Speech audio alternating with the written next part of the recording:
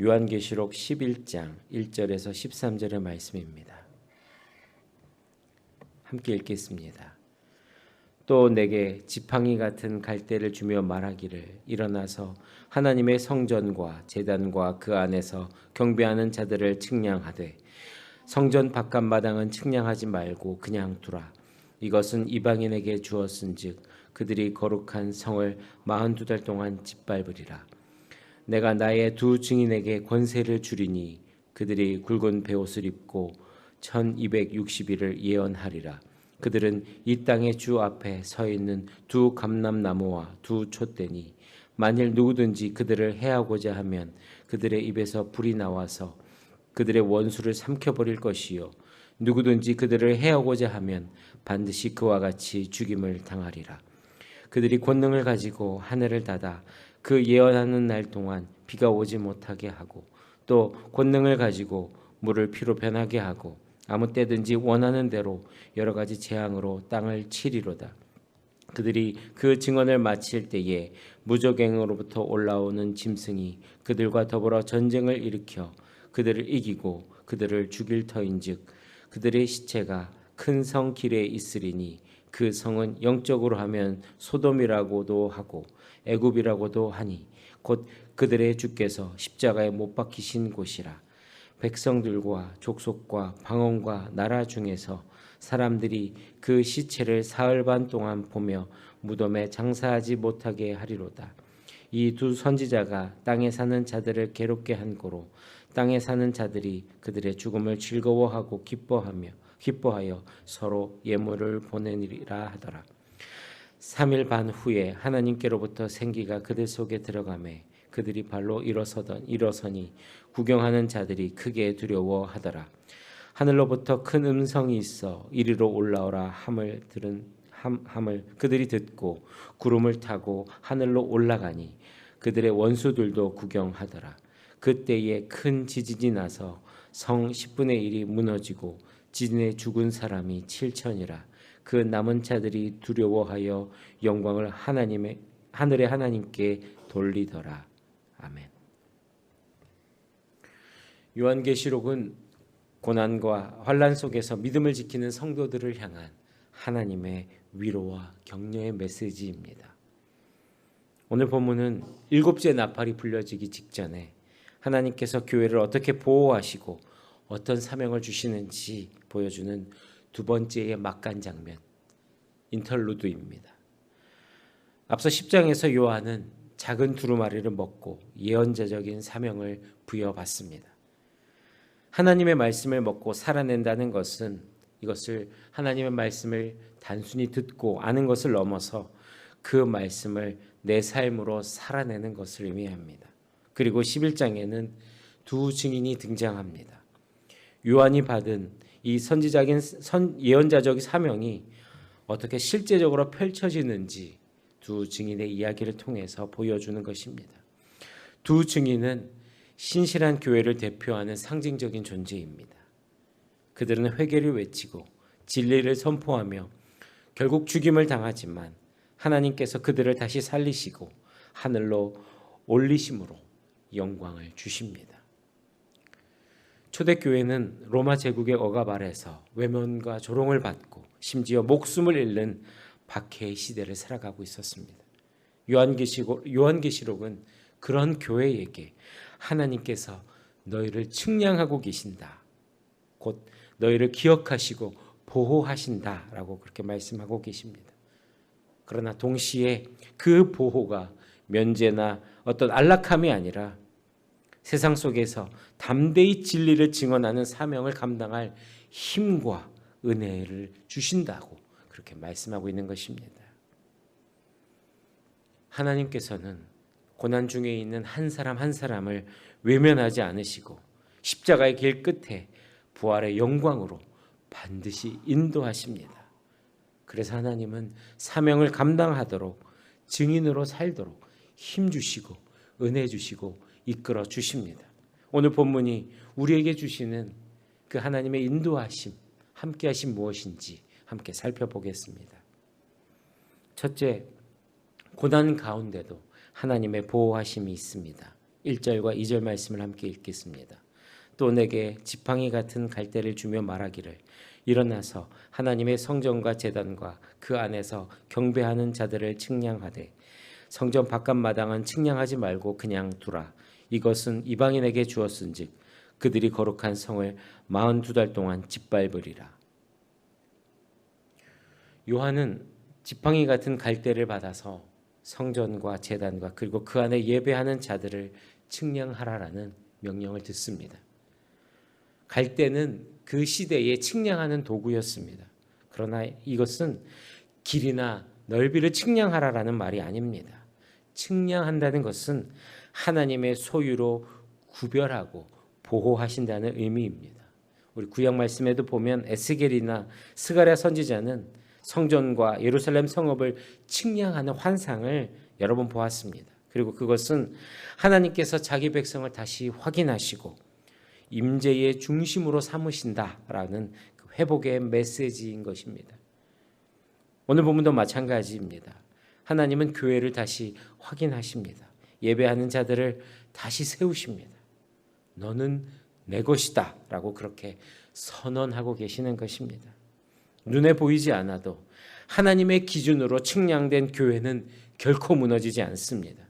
세상이 아무리 흔들어도 하나님 안에 있는 자들은 무너지지 않습니다. 왜냐하면 그들의 중심에는 하나님을 향한 예배와 믿음이 있기 때문입니다.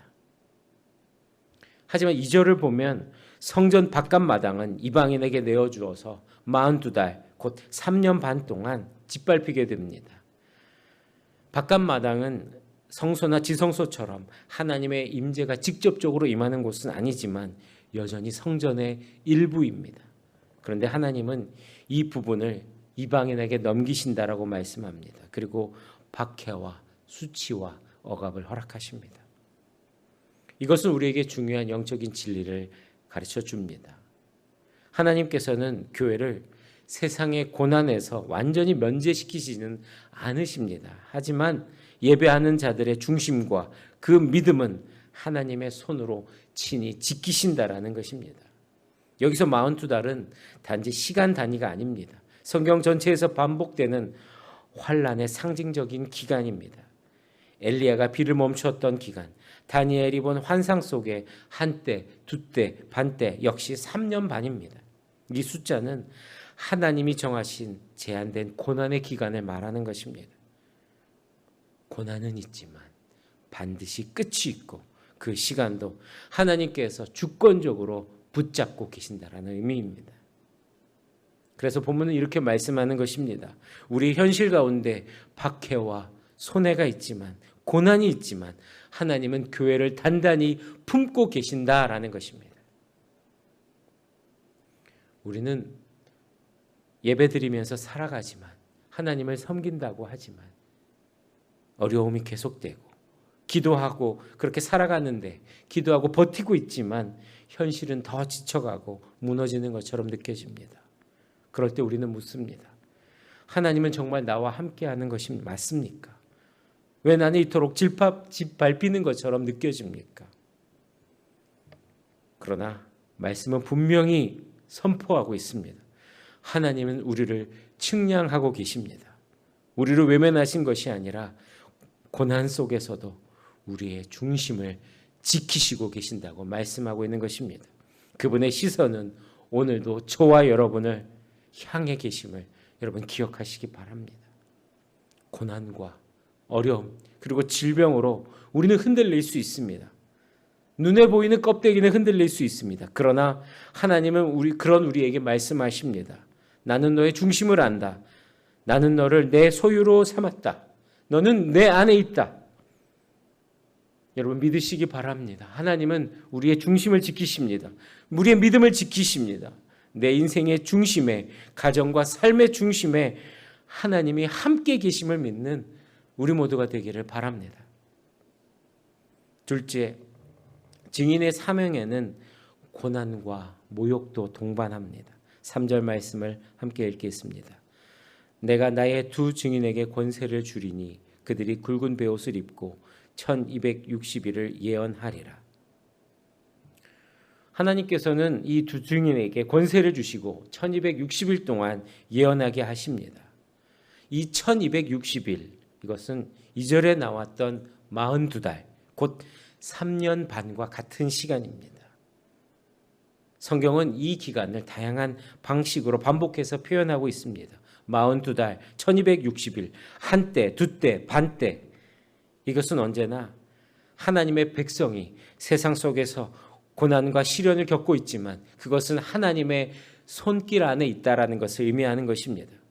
고난은 있지만 영원하지 않다라고 말씀하고 계시는 것입니다. 하나님이 정하신 시간 안에서만 허락된 고난인 것입니다. 두 증인은 이 기간 동안에 굵은 베옷을 입고 예언합니다. 굵은 베옷은 슬픔과 회개의 상징이죠. 그들은 사람들을 즐겁게 하는 말을 하는 것이 아닙니다. 오히려 회개를 촉구하고 죄를 드러내는 그런 말씀을 선포합니다. 하나님의 권세를 입고 진리를 말하는 자로서 죄를 지적하고 돌이키고 회개하기를 말하고 있는 것입니다. 그렇다면 왜 두 명입니까?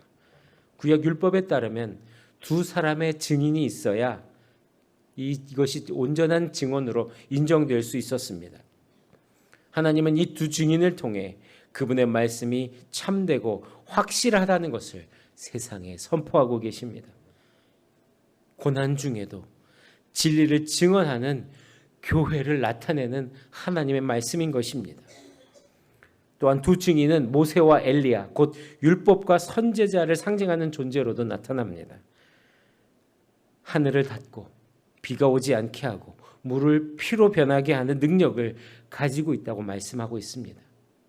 이들은 하나님의 전권을 위임받은 자들이며 불의한 세상과 대적하면서 진리를 외치는 자들인 것입니다.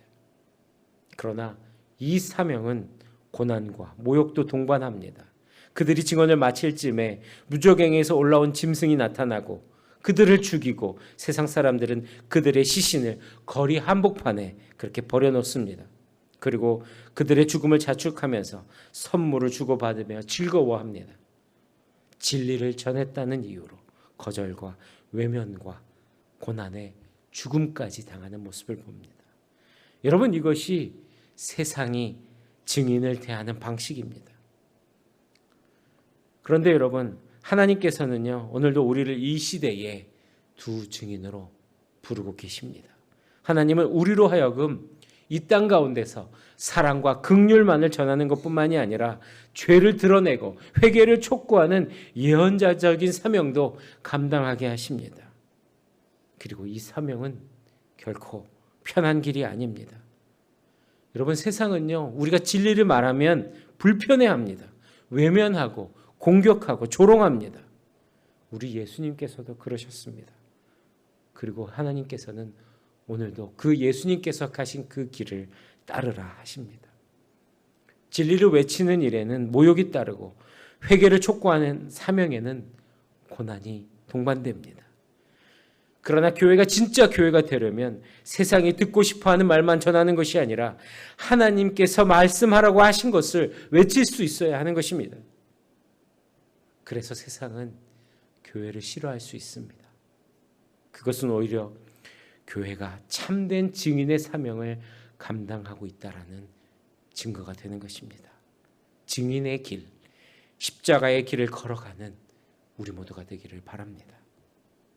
셋째, 하나님은 신실한 증인을 부활과 승리로 확증하십니다. 11절에서 13절 말씀을 함께 읽겠습니다. 3일 반 후에 하나님께로부터 생기가 그들 속에 들어가매 그들이 발로 일어서니 구경하는 자들이 크게 두려워하더라.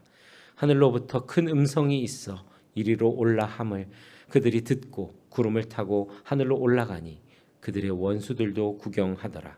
그때에 큰 지진이 나서 성 10분의 1이 무너지고 지진에 죽은 사람이 7천이라. 그 남은 자들이 두려워하여 영광을 하늘의 하나님께 돌리더라. 아멘. 두 증인은 죽임을 당하고 거리에 버려진 채 3일 반 동안 조롱을 받으면서 시신으로 드러나 있습니다. 여러분, 이 모습은요, 예수님께서 사흘 동안에 죽임을 당하시고 그리고 무덤에 계신 것을 떠올리게 하는 장면입니다. 그런데 여러분, 이 죽음이 끝이 아니었습니다. 하나님께로부터 생기가 그들 속에 들어가매라고 말씀합니다.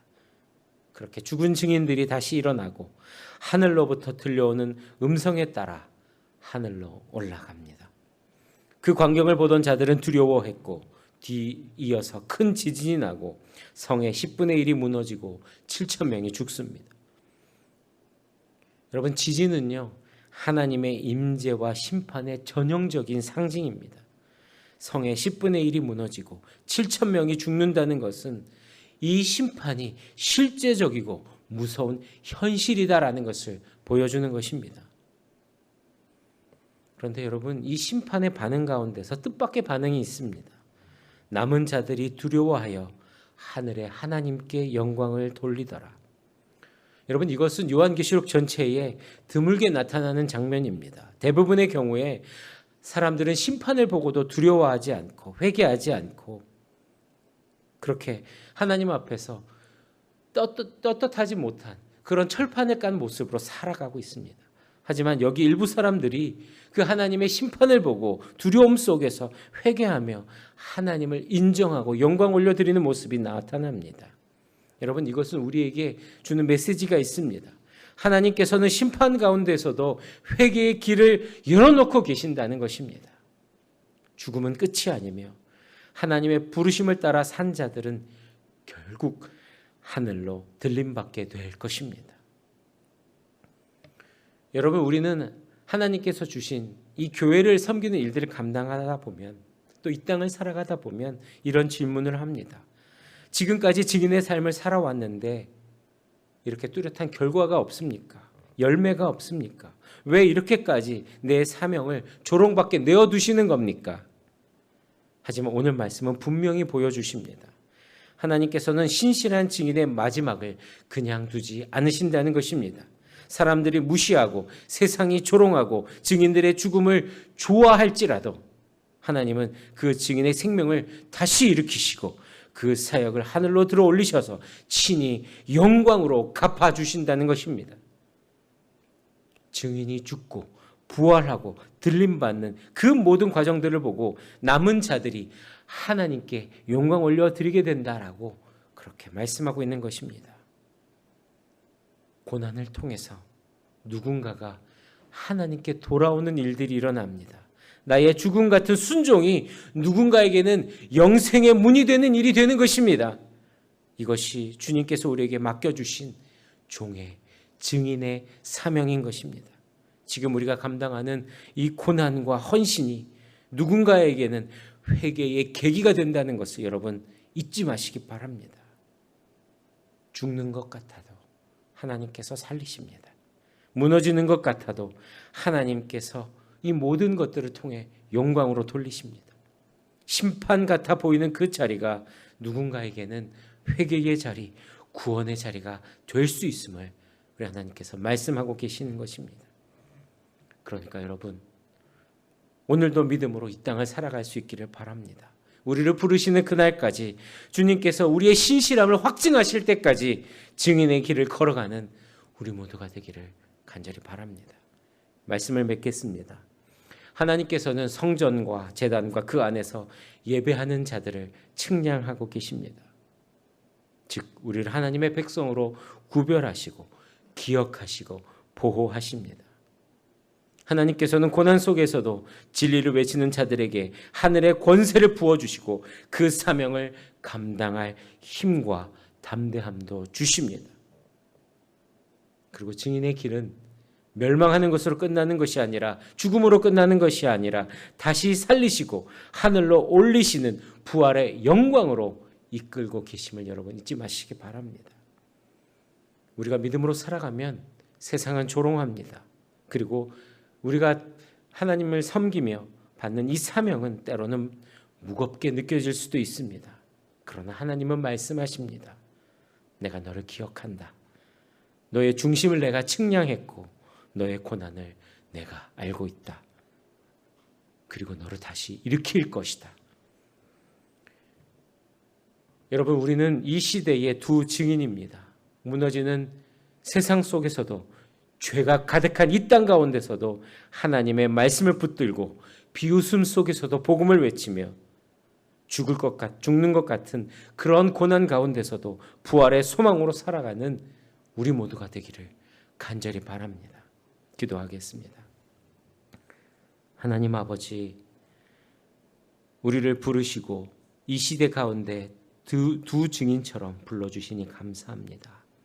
우리를 세우시고 진리를 말하게 부르셨음을 우리가 알고 있습니다.